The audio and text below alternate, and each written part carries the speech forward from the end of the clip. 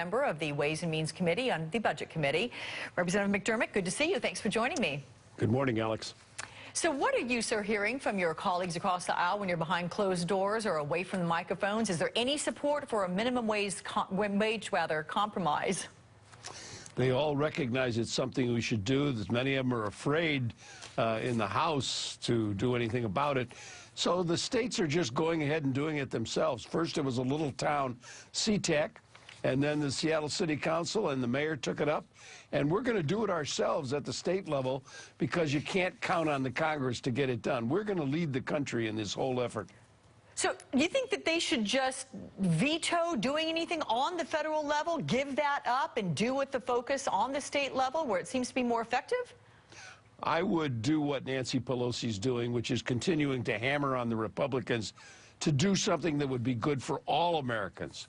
To put more money in workers' pockets means it goes into the economy. 70% of the economy is retail. And if workers have more money, they spend more money and the economy runs. So she should continue to push and embarrass the hell out of them.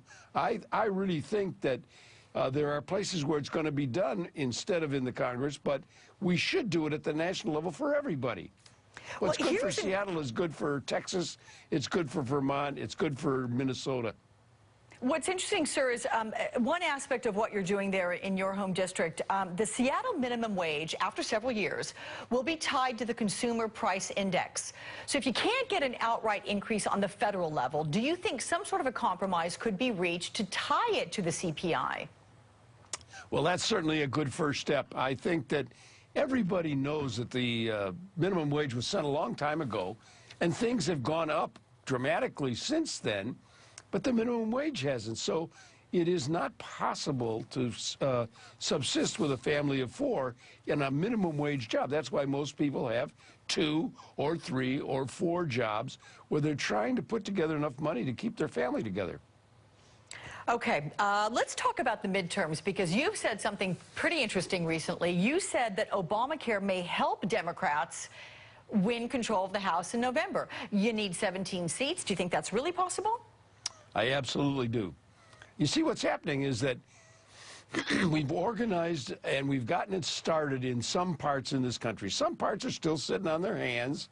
They didn't implement the Medicaid rules. They didn't do anything. But the word is going to spread mouth to mouth and Twitter to Twitter and all the social media ways.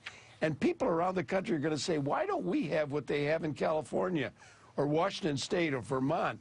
And that's going to trigger the question among their legislators, well, why didn't you vote for this? Or their governor, why didn't you bring this to us? And I think that you're going to see a wave of people by the 14 election and certainly by the 16 election that says we need to have a national health care plan across the country. It's not going to happen in 1 week, but it's going to happen over time. What about poll numbers, though, sir? As we check these out, for instance, the latest NBC Wall Street Journal poll is finding that only 36% of Americans support the law. I mean, that's pretty much unchanged over the past year or so. So what is your pitch to all the skeptics?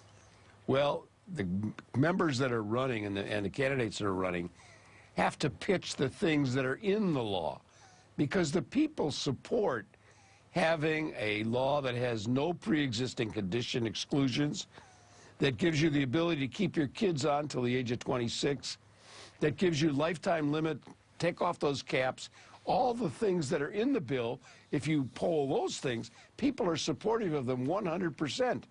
It's when you tie it to Obamacare, which has had this huge propaganda campaign against it for 5 years, that people say, well, I don't like that Obamacare.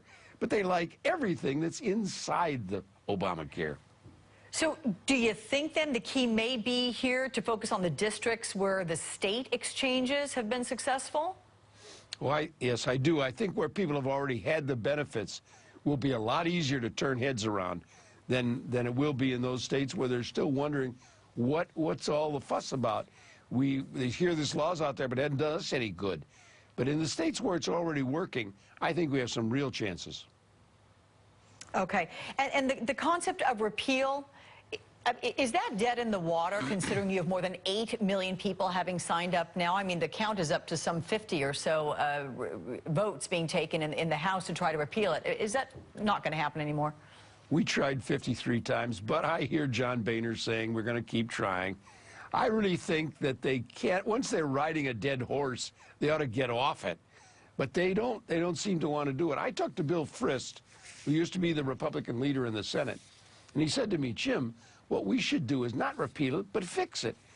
And one of these days, John Boehner and his leadership are going to get together and say, you know something, we ought to work with the Democrats and fix the law in those places where it needs to be fixed, to make it like we want it to be for the people. It'll happen. Any concern, sir, though, if after the midterm elections the Senate changes hands, that this could become a problem, if you will? Well, they'll have the problem that the president is still sitting in the White House with a veto pen. Secondly, they'll have the problem of more and more people will have had the benefit of the program. And so it is going to be very hard for them to say, we're going to give the insurance companies the ability to exclude you because you have a pre-existing condition. Or we're going to make your kids get off your health insurance as soon as they get out of college, which is the way it used to be. Now they can go up to age 26. It's going to be very hard to take those benefits away because you've got millions of people who have now taken advantage of them, and they're going to say, what is this all about? What are you people doing? And the Republicans will find themselves having to eat crow. All right. Democratic Representative from Washington, Jim McDermott. Good to see you, sir. Thanks so much for your time. Same to you. See you again. Okay. The new study that shows kids who are bullied at school may be taking matters into their own hands.